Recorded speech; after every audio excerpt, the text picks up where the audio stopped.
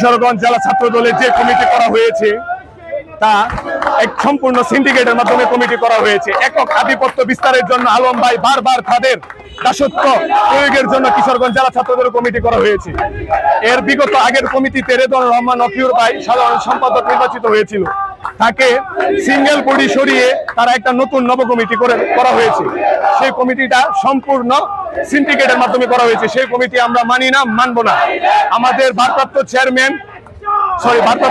Chairman গণপ্রজাতন্ত্রী বাংলাদেশ সরকারের মাননীয় প্রধানমন্ত্রীর কাছে আমরা আকুল আবেদন, উনি এই বিষয়টা উনার কাছে নিয়ে যাচাই বাছাই করে যা সিদ্ধান্ত দিবে তা আমরা মেনে নেব। অন্যথায় কোন সিন্ডিকেটের কমিটি আমরা মানব না। ঈদ আসবে, সাথে ক্যাশব্যাকও আসবে। নিজের বা প্রিয়জনের জন্য কেনাকাটায় এবারও নগদ পেমেন্টে পাচ্ছেন দারুণ ক্যাশব্যাক। তাই যাই কিনুন, পেমেন্ট করুন নগদে। কমিটি আমরা মানব না।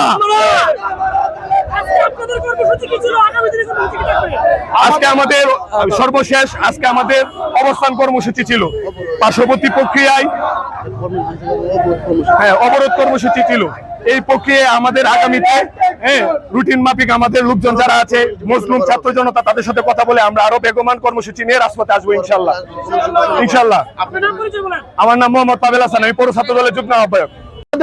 এই সিন্ডিকেটের কমিটি, এই একনায়কতন্ত্র মাইম্যান কমিটি বিরুদ্ধে আমাদের প্রতিবাদ কর্মসূচি, অবরোধ কর্মসূচি আমরা সফলভাবে সম্পন্ন করেছি।